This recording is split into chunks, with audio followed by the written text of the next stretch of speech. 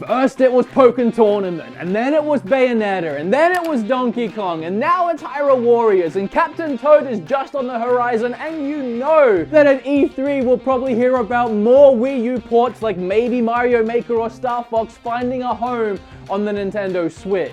And I'm sick of it. I am done with it. And it's not because they're bad games or that I'm sick of playing them. They're amazing, and playing them again is just as fun as the first time. In fact, having them portable is even better. What I'm sick of is saying those things, the things I just said again and again and again. And there really isn't that much new to say about them. You make one Wii U port review and you've made them all. In fact, you could probably take my other videos of me reviewing these ports, splice them all up, stitch them all together, and just overdub me saying Hyrule Warriors every time I say the name of one of the games, and you'll probably have a legitimate review for Hyrule Warriors on the Switch. Actually, that's not a bad idea.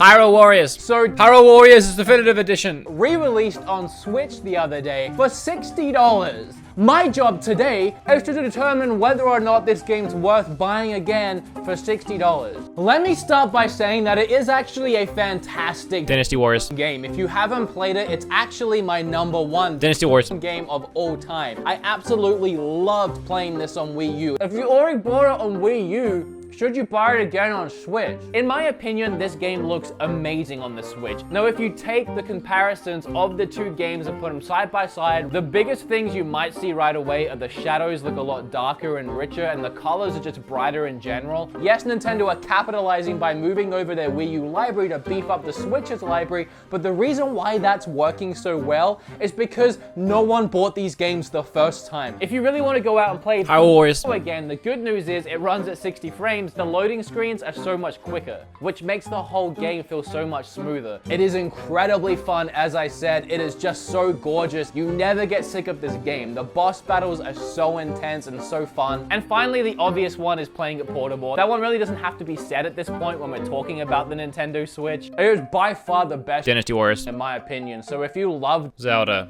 and you haven't played this before and you have a Switch and you're asking yourself, is it worth it? Oh, heck yeah, it's worth buying. Why is it full price, Nintendo? You couldn't have made it $10 cheaper? All joking aside, I've been replaying this game lately and having a lot of fun with it. And I wanted to make a video, but every time I sat down and started writing out dot points, I just felt like I've said all this before. How do I re-review this game without repeating myself for the 17th time? So look, the actual key points I feel are worth noting in this Wii U port is on the Wii U, Hyrule Warriors was 720 and 30 frames. The Switch version though, when you have it docked, is 60 frames and 1080p, and I gotta say, it runs really smooth and looks fantastic. When you're playing in handheld, it's still 60 frames, which I love so much, and 720. And when you're playing in handheld mode, 720 is just fine. If you didn't play Hyrule Warriors on Wii U and you haven't played Fire Emblem Warriors on Switch, or if your entire life you've never played one of the billion Dynasty Warriors games, and you actually came here looking to learn a little bit more about the game itself, let me touch on it really quick. The game itself and the gameplay is really unique. It's based off the Dynasty Warrior style of gameplay, but in a Zelda skin. And that's something they seem to be doing now with this style of game, is putting it in a new skin, like the before mentioned Fire Emblem Warriors. And in Japan, there's a Dragon Quest version of the game. At its base and at its core, it's a wailing on hundreds of enemies kind of game. In each level, you'll find yourself defeating thousands of enemies, and it's so fun to wail on them, attacking them with all your combo moves and your really flashy special moves. Every character has their own moveset, their own special abilities, their own crazy way of taking down all of these enemies. It's crazy how many different characters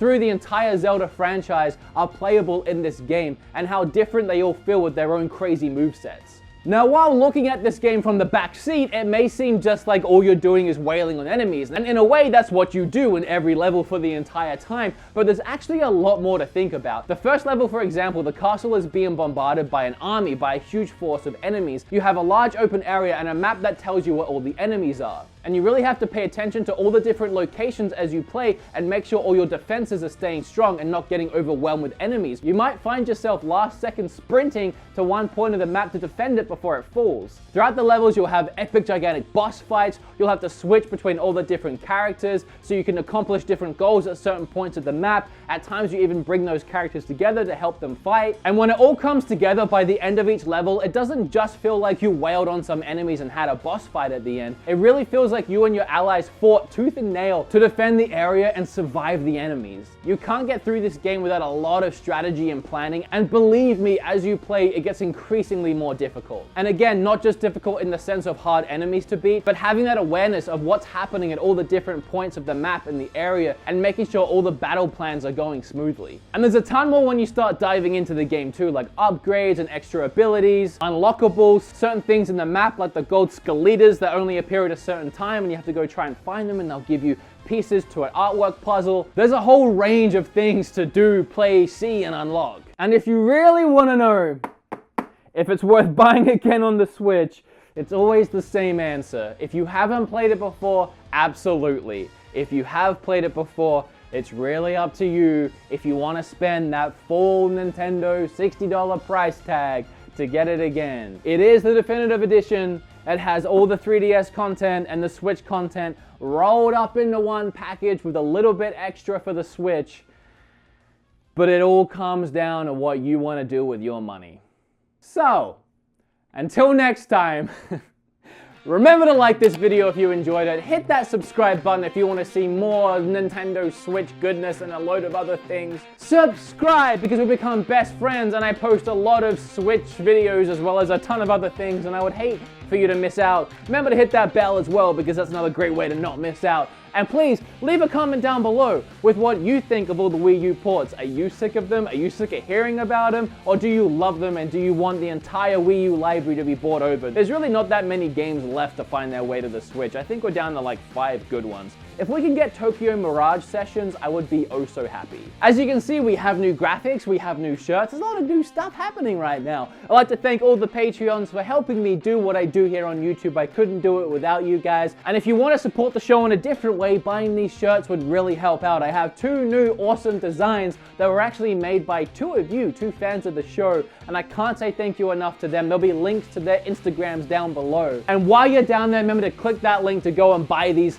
new wonderful shirts. I really like them. I wish I could wear them all the time, but I feel like that's a little bit conceited to wear your own shirts. Well, there's another one. There's another Wii U game on Switch.